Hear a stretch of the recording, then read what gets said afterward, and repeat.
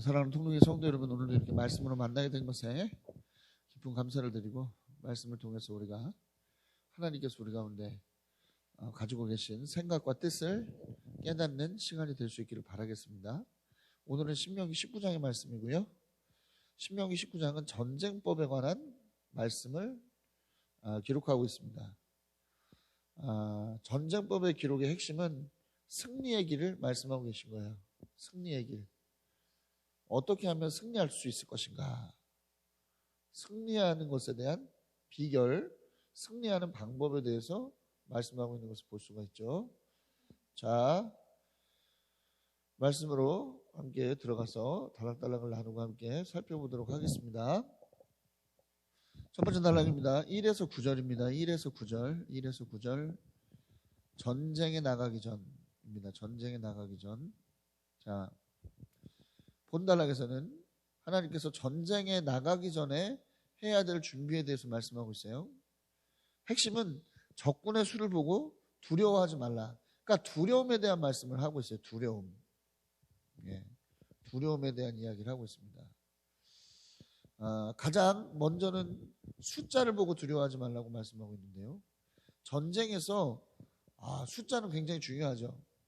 더군다나 칼과 창과 활로 싸우는 고대의 경우에는 수의 많고 적음이 승리에 거의 결정적인 역할을 했을 정도입니다. 그렇기 때문에 당연히 숫자에 연연하는 것은 당연할 수밖에 없죠. 그런데 하나님께서 오늘 숫자를 보고 두려워하지 말라고 말씀해요. 왜 그렇습니까? 하나님께서 함께 하시기 때문이라고 말씀합니다. 이집트에서 인도해 주신 하나님께서 함께 하시기 때문에 숫자를 보고 두려워하지 말라고 말씀하고 있어요. 그러니까 전쟁의 문제는 숫자의 문제가 아니라 믿음의 문제라고 말씀하고 있는 것이죠. 하나님께서 말씀하시는 전쟁의 기본은 두 가지입니다. 첫 번째는 하나님께서 싸우신다는 거예요. 출애굽기 14장 14절, 신명기 1장 13절, 1장 30절, 3장 22절, 20장 4절, 여호수아 2장 3절, 23장 3절, 23장 10절을 보면 전쟁을 하나님께서 싸우시는 싸움이라고 언급하고 있는 것을 볼 수가 있습니다. 전쟁은 인간이 싸우는 것처럼 우리가 생각이 들지만, 내가 싸우는 것처럼 생각이 들고, 하지만 우리의 싸움이 아니라 하나님의 싸움이라는 거예요. 모든 싸움은. 따라서 하나님께서 싸우시는 싸움이기 때문에 두려워할 이유가 없는 것이죠. 또 두 번째, 하나님께서 말씀하시는 전쟁의 기본은 여호와 니시입니다. 여호와 니시. 출애굽기 17장 15절 보면 모세가 여호와 니시라고 고백하고 있는데요. 이게 무슨 뜻이냐면 여호와는 나의 깃발이라는 뜻입니다. 왜 깃발이냐? 과거에서는 전쟁을 하면 어떻게 하면 되죠? 상대방의 깃발을 꺾어버리고 상대방의 깃발을 뺏어서 버리고 자신의 깃발을 꽂는 것으로서 승리를 선언했어요. 다시 말하면 이 여호와의 니시, 여호와는 나의 깃발이라고 하는 뜻은 여호와는 나의 승리다라고 하는 말을 의미하고 있는 겁니다. 하나님은 우리를 위해서 싸우실 뿐만 아니라 하나님이시기 때문에 어떠한 전쟁에서든지 이길 수밖에 없어요. 하나님은 이기는 전쟁을 하시는 분이에요. 그렇기 때문에 사람은 숫자가 적다고 해서 위축되거나 두려워할 이유는 없는 것이죠. 왜? 하나님이 싸우시는 싸움이고 하나님은 반드시 승리하실 것이기 때문에. 자, 전쟁이 지금 믿음의 문제라고 말씀드렸기 때문에 여러분들이 이걸 생각하셔야 돼요. 우리도 세상에 나가서 영적 전쟁하죠. 똑같이 이 개념이 적용됩니다. 우리의 싸움은 하나님께서 싸우시는 거지, 우리의 영적 전쟁은 하나님께서 싸우시는 거예요. 우리가 싸우는 것이 아닙니다. 또 하나님께서는 반드시 우리에게 승리를 가져다 주실 거예요. 그렇기 때문에 우리는 두려워할 필요가 없습니다. 위축될 필요가 없어요. 믿으면 되는 겁니다. 믿으면. 자, 믿을 때 우리는 승리할 수 있는 거예요. 반대로 숫자가 많아도 두려움에 빠지면 지는 겁니다. 열왕기하 7장 3에서 7절을 보면 북이스라엘을 침공한 시리아 군대 이야기가 나옵니다. 많은 숫자의 군대를 가지고 호기롭게 북이스라엘을 침공했지만 하나님이 듣게 하신 소리를 듣고 이 사람들이 두려움에 빠져요. 아, 이스라엘이 우리를 이기기 위해서 이집트와 또 여러 나라의 도움을 구해서 그 군사들이 지금 오고 있구나, 이런 착각에 빠져가지고 두려움을 느끼죠. 두려움을 느끼니까 혼비백산, 모든 것을 버려두고 혼비백산 도망가는 장면이 나와요. 여러분, 수가 많아도 두려움에 빠지면 이렇게 지는 겁니다. 오합지졸이 될 수밖에 없는 거예요. 그러나 숫자가 적어도 하나님을 향한 분명한 믿음을 갖고 있다면 승리할 수 있는 겁니다. 사사기 7장에 나오는 기드온과 300용사의 전쟁은 우리에게 아주 이러한 면에서 귀한 교훈을 주죠. 뿐만 아니라 사무엘상 17장 41절에서 54절을 보면 다윗의 전쟁이 나오죠. 골리앗과 싸우는 다윗의 어떤 모습이 나옵니다. 여러분, 그가 45절과 47절에서 뭐라고 고백을 합니까? 그는 이렇게 고백을 합니다. 사무엘상 17장 45절과 47절에서 이렇게 고백을 해요. 다윗이 그 블레셋 사람에게 말하였다. 너는 칼을 차고 창을 메고 투창을 들고 나에게 나오나 나는 내가 모욕하는 이스라엘 군대의 하나님 곧 만군의 주님의 이름을 의지하고 너에게로 나왔다. 47절에서 뭐라고 말씀해요? 또 주님께서는 칼이나 창 따위를 쓰셔서 구원하시는 것이 아니라는 것을 여기 모인 온 무리가 알게 하겠다. 전쟁에서 이기고 지는 것은 주님께 달린 것이다. 이렇게 믿었더니 골리앗을 이기는 승리를 경험하게 됐지 않습니까? 사랑하는 여러분, 우리가 아무리 가진 것이 많고 여유가 있고 우리 나름대로 강력한 무언가를 갖고 있다고 생각이 들어도 두려우면, 세상의 여러 위협이 두렵고 우리의 상황이 두렵고 환경 속에서 일어나는 모든 것들을 통해서 두려움을 느끼게 되면 칠 수밖에 없는 겁니다. 그러나 부족하고 연약한 것 같을지라도 우리를 위해서 싸우시는, 또 우리에게 승리를 가져다 주시는 하나님을 향한 분명한 믿음을 가지고 싸운다면 기드온과 300용사와 같이, 또 골리앗 앞에 선 소년 다윗과 같이 하나님께서 주시는 승리를 경험하게 될 것이라는 것을 여러분 기억하시기 바랍니다. 이러한 승리를 경험하신 여러분 되시기 바라요.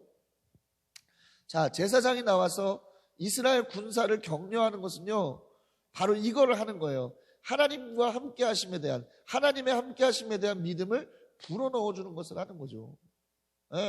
저 같은 사람이 하는 일이 그런 일을 하는 거예요. 리더가 하는 일이 그런 거 하는 겁니다. 어떤 거 하는 거예요? 두려움을 이겨버리고 강력하게 하나님을 향한 믿음을 가질 수 있도록 계속적으로 도전하는 일을 하는 겁니다. 그거 하는 거예요. 그거. 여러분들이 삶의 자리에서는 여러분들이 제사장의 역할을 감당하는 겁니다. 영적인 주도권 여러분 갖고 있어요.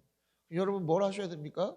여러분의 남편들에게, 여러분의 자녀들에게 뭘 해야 됩니까? 이 승리에 대한 확신을 불어넣어 주는 거예요. 이걸 해야 되는 겁니다. 이게 세상에 나가서 치열한 영적 전쟁을 감당해야 되는 그들에게 하나님을 향한 믿음을 심어 넣어 주는 거예요. 하나님이 너와 함께 하신다. 하나님이 너에게 승리를 가져다 주실 것이다. 이러한 격려를 불어넣어 줘야 되는 겁니다. 자꾸만 아유 당신 이렇게 하면 안 돼, 저렇게 하면 안 돼, 딴지 놓는 것이 중요한 것이 아니라 뭐 하는 거예요? 격려해 주고 또 승리를 향한 믿음을 불어넣어 주고, 그럴 때 그들이 하나님을 붙잡고 나아가 승리할 수 있는 그러한 힘을 얻게 된다는 것을 여러분 기억하시기 바랍니다. 이러한 역할을 감당하는 여러분 되시기를 바라요. 자, 제사장이 이렇게 한번 믿음에 대해서 언급하고 나면 장교들이 나와서 이스라엘 공동체를 어떻게 하죠? 이스라엘 공동체가 아니라 전쟁에 나오는 이스라엘 군대들을 어떻게 합니까? 정리하는 작업을 합니다. 이거 재밌죠? 더 뽑는 게 아니라 지금 뽑아놓은 사람들을 정리하는 일을 하는 거예요. 자, 4가지 경우에 있어서 이 전쟁에 속한 군사들 중에서 이 4가지 항목에 해당되는 사람들이 있으면 집으로 돌아가도록 합니다. 첫 번째는 집 짓고 준공식을 못한 자, 또 포도원 만들고 열매를 먹지 못한 자, 또 여자와 약혼하고 결혼하지 못한 자, 그리고 무엇보다도 두려워하는 자는 돌아가라고 이야기합니다.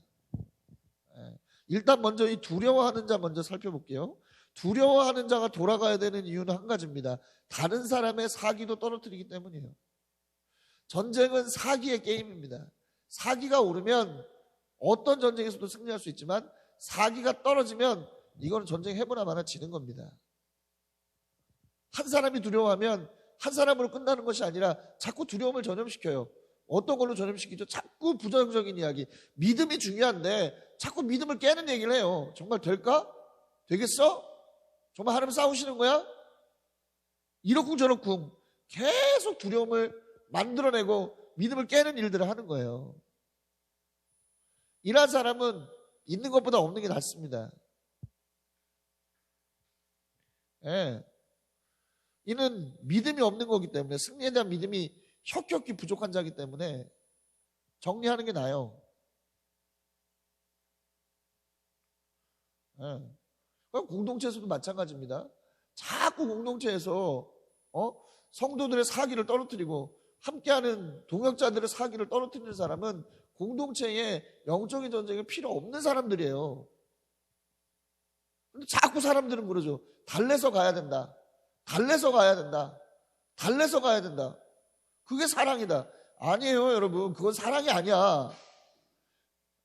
그 사람의 잘못된 부분을 계속적으로 더 크게 키워줄 뿐이고, 전체적으로 공동체가 해야 될 일들을 하지 못하게 만드는 직무유기입니다. 두려워해서 자꾸 불평과 불만을 늘어놓는다? 어떻게 이 사람을 함께 영적 전쟁의 도상에 함께 갈 수 있겠습니까? 함께 갈 수 없는 것이죠. 때로는 공동체 안에서는 단호한 면이 필요한 거예요. 사랑에 대한 제대로 된 개념 설정이 우리에겐 필요합니다. 정말 황당한 전도사 사역을 하면서, 그죠? 어른들의 이야기를 들을 때 제일 황당했던 게 이런 거예요. 분명히 이 사람 때문에 많은 사람들이 상처받고, 분명히 이 사람 때문에 많은 사람들이 힘들어하고, 이 한 사람 때문에 공동체가 해야 될 일을 현격하게 못하는데 무조건 감싸라는 거야. 무조건 받아주라는 거야. 애들이면 그럴 수 있죠. 애들이면 그럴 수 있지. 근데 적어도 군대에 나올 정도, 이 군대에 징집돼서 나올 정도라면 어른이 됐다는 얘기잖아요. 자기가 무언가 역할을 할 수 있는 상황이란 얘기잖아. 그럼에도 불구하고 여전히 두려움에 빠져 있고 사람들을 힘들게 하는 사람이라고 한다면 그 전쟁이 필요 없는 겁니다. 공동체도 마찬가지예요. 집사식이나 됐으면서, 권사식이나 됐으면서, 장로식이나 됐으면서, 전도사식이나 됐으면서 제사장들처럼 상대방의 믿음을 강화시키고 함께 할 수 있다라고 하는 강력한 에너지를 만들어내지는 못할 망정 있는 에너지도 줄이고 있는 에너지도 망가뜨리는 사람이라고 한다면 그는 이 전쟁에 참여할 자격이 없는 것이죠.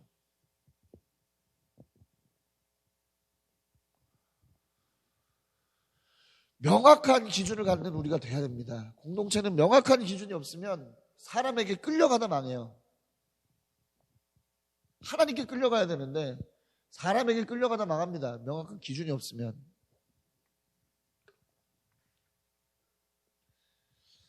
승리하는 우리가 됩시다. 또 집 짓고 준공식을 못한 자, 포도원을 만들고 열매를 먹지를 못한 자, 또 여자와 약혼하고 결혼하지 못한 자들이 돌아가야 되는 이유는 이게 두려움에 빠지게 만드는 세 가지 요소이기 때문에 그렇습니다. 자, 집을 지어놓고 준공식을 못하고 왔어. 그럼 얼마나 그 생각이 나겠어요? 포도원을 만들어놓고 열매를 못 먹었어. 그럼 얼마나 전쟁하는 내내 전쟁에 집중하기보다는 포도원에 대한 생각을 하겠습니까?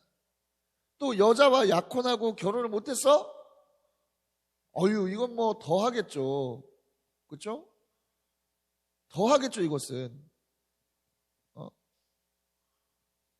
그 여자에 대한 생각, 아, 내가 죽으면 이 여자가 다른 남자랑 결혼하게 될 텐데, 그렇죠? 이런 어떤 생각들이 가득할 거 아니겠습니까? 그러니 이것도 마찬가지로 두려움에 빠지게 할 요소를 남기는 것보다는 보내는 것이 낫다는 거죠. 자, 이사야 65장 21에서 22절, 62장 8에서 9절을 보면 이 세 가지의 경우가 정의의 표본이라고 되어져 있습니다. 집을 지은 자가 그 집에서 사는 거, 그리고 포도원을 만든 자가 그 포도원에서 나는 열매를 먹는 거, 그리고 여자와 약혼한 자가 그와 결혼을 하는 것은 아주 정의로운 것이라고 성경은 기록하고 있어요. 이건 무슨 의미가 있느냐? 전쟁 때문에 하나님의 정의, 하나님의 공의가 무너져서는 안 된다는 거예요.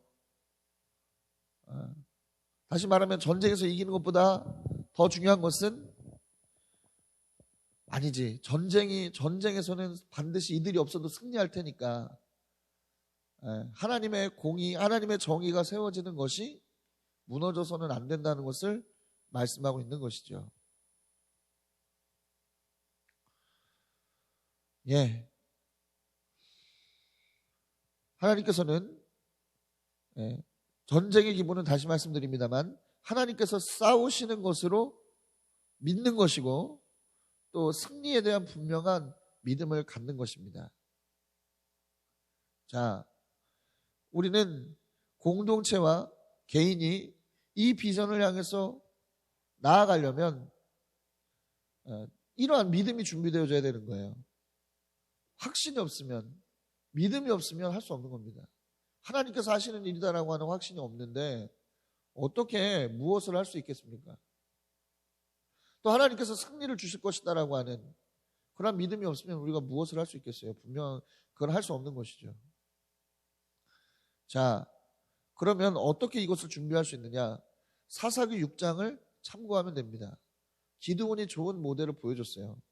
기드온은 사사로 임명받기 전 수많은 의심과 수많은 두려움에 빠졌던 사람입니다. 그가 어떻게 그 두려움을 이겼죠? 하나님께 물었습니다. 계속 물었어요. 하나님께 두 번에 걸쳐서 증거를 요청하죠. 한 번은 양털에만 물이 있고 이슬이 있고 바닥엔 이슬이 없게 해달라. 또 다음번에는 바닥에만 이슬이 있고 양털엔 이슬이 없게 해달라. 구합니다. 그리고 그가 그것을 통해서 확신을 얻죠. 우리에게 아주 중요한 포인트를 주는 거예요. 여러분, 확신에 이를 때까지 계속 하나님께 묻고 또 물으십시오. 이거밖에 답이 없어요. 상황을 재고 환경을 따지고 사람에게 물어봐야 확신이 도저히 있을 수 없습니다. 하나님께 물어야 하나님께서 증거를 보여주시고 승리에 대한 확신을 얻을 수 있음을 기억하시기 바랍니다. 여러분, 믿음을 가지십시오. 전쟁에 중요한 것은 믿음이라는 것을 다시 한번 기억하시면서 우리의 믿음을 갉아먹는 것들을 정리하는 여러분들 되시기 바랍니다. 그래서 여러분들 안에 온전히 승리가 굳건히, 승리에 대한 믿음이 굳건히 세워질 수 있도록 하는 은혜를 경험할 수 있게 되길 바랍니다. 자, 9에서 18절입니다. 9에서 18절 전쟁 상대입니다. 전쟁 상대. 자, 전쟁을 시작하게 되면 우선 어떻게 합니까? 전쟁할 성읍에 가까이 가면 평화를 청하라고 말하고 있어요. 가자마자 대뜸 공격하는 게 아니라 뭐 하라고요? 일단은 평화를 선언해라. 평화를 청해라. 받아들이면 노예를 삼고 거부하면 공격하라고 이야기합니다. 그래서 전멸시키라고 말하는데 일단은 뭐예요? 남자만 전멸시키라고 말합니다. 여자와 가축은 전리품으로 삼으라고 말하고 있어요. 뭐하라고? 화평을 받아들이면 노예로 삼는데 거부하면 어떻게 하라? 공격해서 남자만 전멸시키라 말합니다. 그런데 하나님이 유산으로 주신 땅에서는 전쟁할 때 숨쉬는 것 하나 없이 다 전멸시키라고 말합니다. 왜? 역겨운 우상 문화가 들어올 수 있게 되기 때문이라는 것이죠. 자, 이것이 본단락의 대략적인 내용인데요. 보면 이것은 특별한 내용을 이야기하는 것이 아니라 당시의 고대 전쟁의 방식을 그대로 이야기하고 있어요. 당시 고대 근동의 전쟁이 이런 식으로 이루어졌다고 합니다. 화평을 제의하고 받아들이지 않으면 포위하고 전멸하고 점령 후에 처리하고 이런 과정으로 이어졌다고 그래요. 그리고 진멸도 당시의 고대 근동에서 사용되었던 전쟁의 한 방식이라고 지난번에 한번 말씀드린 적이 있는 것 같습니다. 자, 남자만 진멸하는 이유는 저항의 불씨를 끄기 위해서고요. 모든 걸 다 진멸시키는 이유는 이스라엘 백성들의 타락을 방지하기 위해서입니다. 왜 이런 차이가 있을까? 하나님께서 유산으로 주신 가나안 땅에서는 그들이 살아가야 되기 때문에 그렇습니다. 살아가야 하는 땅이기 때문에 그래요. 그렇기 때문에 무언가 우상적 요소를 남겨두면 물들게 돼 있습니다. 그러나 살아가는 터전 바깥에 있는 성읍을 점령하는 것은 조금 다르죠. 조금 다를 수 있는 부분입니다. 만약에 하나님 거기서 전멸시켜 놓고 거기서 터를 잡고 이스라엘이 살아야 된다고 했다면 또 하나님이 똑같이 그렇게 말씀하셨을 거예요. 물들지 않게 다 멸망시켜버려라. 그러나 그러지 않는 것은 그들이 거기서 정착해서 살 건 아니기 때문에 그렇죠. 전리품으로 가져왔다는 것 자체가 거기서 사는 게 아니라 자기가 살고 있는 터전으로 다시 돌아온다는 걸 전제하고 있는 거 아닙니까? 그런데 이미 이 땅은 완전히 다 전멸이 되어 있는 상태이기 때문에 이미 이 땅은 다 우상적 요소가 완전히 배제된 상태이기 때문에 그들을 데려온다고 해서 이스라엘이 물들지 않죠. 오히려 그들이 이스라엘의 문화에 동화돼서 살아가야 될 테니까 말이죠. 그런데 이게 진멸이 안 돼가지고 우상적 문화가 남아있어. 그럼 문제인 거죠, 이게. 그래서 이스라엘 백성들이 계속적으로 이런 문제를 경험하게 되는 거 아니겠습니까? 상황에 따라서 달리 전쟁에 대한 처리를 하는 것을 말하고 있어요. 우리도 상황에 따른 지혜가 필요합니다. 우리 가운데 주어진 영적인 전쟁이 어떤 의미를 가지고 있는가를 캐치하고 그 속에서 우리는 구분해서 전략을 세우고 실행하는 그러한 지혜가 필요하다는 것이죠. 그러한 지혜는 성령께서 우리 가운데 주시는 거고요. 우리는 성령께서 주시는 그 지혜에 순종하는 겁니다. 네. 할렐루야. 특별히 우리의 삶의 영역에 영향을 주는 것이라면 우리는 단호할 필요가 있습니다. 삶의 영역을 주는 것과의 영적 싸움이라면 우리는 단호해야 돼요. 진멸을 한다 생각하고 단호해야 됩니다. 우리 안에 있는 나쁜 습관, 그렇죠? 우리에게 영향을 주는 사람과의 관계, 그런 어떤 여러 가지 것들, 우리의 삶에 영향을 주는 하나님을 온전히 신뢰하지 못하고 하나님을 온전히 믿지 못하게 만드는 여러 가지 요소들에 있어서는 굉장히 단호해야 됩니다. 그러나 그 외의 부분들에 있어서는 때로는 전리품을 누릴 수도 있어야 되겠죠. 누릴 수도 있어야 되겠고. 자, 성도들의 영적인 전쟁에도 전리품이 있어요. 그것은 바로 성장과 축복입니다. 성장과 축복. 우리 가운데 일어나는 여러 가지 영적인 전쟁이 승리할 때 우리는 성장하고 우리는 그 속에서 축복을 누릴 수가 있어요. 그러나 패배한다면 오히려 우리가 영향을 받겠죠.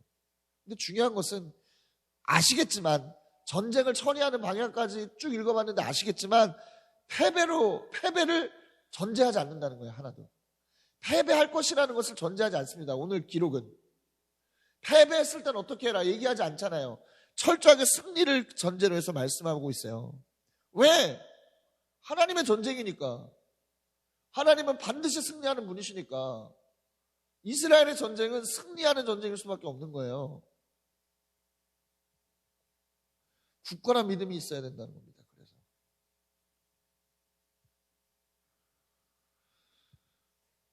날마다 영적인 전쟁에서 우리는 승리해야 되고요. 승리할 것이라고 하는 굳건한 믿음을 소유하시기 바랍니다. 마지막 단락입니다. 19에서 20절 나무입니다. 나무. 자, 하나님께서는 한 성읍의 오래 둘러싸고 있을 때 과일 나무를 베지 말고 먹으라고 말합니다. 나무는 원수가 아니라고 말씀해요. 왜 갑자기 나무 얘기를 하셨나? 열매 맺지 못하는 나무는 베어서 전쟁의 도구로 쓰라고 말씀하셨는데 왜 갑자기 나무 얘기를 하셨을까? 자, 아시리아나 아랍 지역에서의 전쟁은 도시를 점령 후 나무를 자르는 것이 일반적이었다 그래요. 그런데 고대 근동에서는, 그러니까 이스라엘이 위치하고 있는 고대 근동에서는 이웃의 과일을 함부로 따는 것은 관습에 어긋나는 행동이었다고 합니다. 자, 이건 무슨 말이냐? 목적 없이 파괴하지 말라는 거예요. 무언가를 목적 없이 파괴하지 마라. 그렇기 때문에 전쟁이나 특수한 상황에서 필요 이상의 파괴를 막는 것을 지금 이야기하고 있는 것이죠. 불필요한 다툼을 우리는 피할 필요가 있습니다. 싸워야 될 싸움을 싸워야 되지 불필요한 싸움 피해야 돼요. 그러나 싸워야 될 싸움이라면 명확하게 싸워야죠. 그러나 그것이 아니라고 한다면 불필요한 다툼 피해야 됩니다. 어떤 게 불필요한 다툼이냐? 본질이 아닌 것에 대한 싸움은 피해야 됩니다. 본질이 아닌 것까지의 싸움은 피해야 돼요. 그러나 본질에 대한 싸움이라면 우리 철저하게 싸워야죠. 이런 겁니다. 코로나라 예배를 드려야 되느냐 드려야 되지 않느냐, 코로나 때 예배를 드려야 되느냐 말아야 되느냐, 이건 본질에 대한 싸움이죠. 우리는 이 본질에 대한 싸움에 대해서 명확한 기준을 가지고 우리는 승리해야 됩니다. 싸워 승리해야 돼요. 그렇죠? 그러나 그 외의 것들 있죠. 예배를 드리게 될 때에 해야 되는 여러 가지 주의사항들, 이것은 우리가 싸워야 될 문제가 아니라 따라줘야 되는 문제입니다. 싸워야 되는 문제와 싸우지 말아야 되는 문제를 분리해서 생각할 수 있어야 되는 거예요. 근데 우리는 잘 이거를 분리하지 않아요. 그냥 감정적으로 반응하기 때문에 그냥 다 열받죠. 다 화를 내고 본질이 아닌 것에 또 싸워요. 왜 그렇게 했어? 왜 저렇게 했어? 싸운단 말이에요. 싸울 필요 없는 거예요. 싸우지 말아야 될 것은 싸우지 말아야 되고 싸워야 될 것에 싸워야 됩니다. 나무가 무슨 잘못이 있습니까? 나무가 싸움의 본질은 아니지 않습니까? 오히려 열매 맺지 못하는 나무는 전쟁의 도구로 써라. 오히려 그것을 통해서 뭐예요? 먹는 것을 통해서 힘을 얻고 또 싸울 수 있는 힘을 비축할 수 있는 도구가 되는 것이고, 또 열매 맺지 못하는 나무는 베어서 적절한 전쟁의 도구로 활용할 수 있는 무기가 되지 않습니까? 이 좋은 것을 왜 싸워야 되는 대상도 아닌데, 싸워야 되는 본질도 아닌데 싸우고 있냐고요. 하나님께서는 그러한 것들을 피하고 그럼으로 인해서 뭡니까? 불필요한 파괴를 막으시는 그런 사랑의 모습을 보여줍니다. 전쟁이 일어나면 군인과 군인의 싸움이라고 하지만 군인만 피해를 보는 게 아니라고 하지 않습니까? 누가 피해를 본다 그래요? 민간인의 피해가 훨씬 크다고 그래요. 특별히 여자와 어린이 같은 경우에는 피해가 더 막심하다고 합니다. 왜 군인과 군인들끼리 싸우는 전쟁인데 왜 전혀 본질이 아닌 민간인들이 그렇게 다쳐야 되는가? 인간의 욕심 때문이죠. 그리고 인간 속에 잠재되어 있는 파괴의 본능 때문에 그렇습니다. 하나님께서는 이러한 부분들을 분명하게 막고 계시는 것을 볼 수가 있어요. 바라기는 싸우더라도 본질적인 것에 싸우십시오. 본질적인 것에 싸우시고 본질이 아닌 것에는 돌아설 수 있는 그런 지혜를 갖는 여러분 되시기 바랍니다. 그래서 승리하는 여러분 되시기 바라요. 오늘은 아까 19장이라 그랬는데 신명기 20장의 말씀을 통해서 이렇게 승리하는 법을 배웠습니다. 믿음이 중요합니다, 여러분. 오늘 하루 여러분들 안에 강력한 믿음을 장착하시는 하루가 될 수 있게 되기를 그리스도의 이름으로 강력히 축원합니다.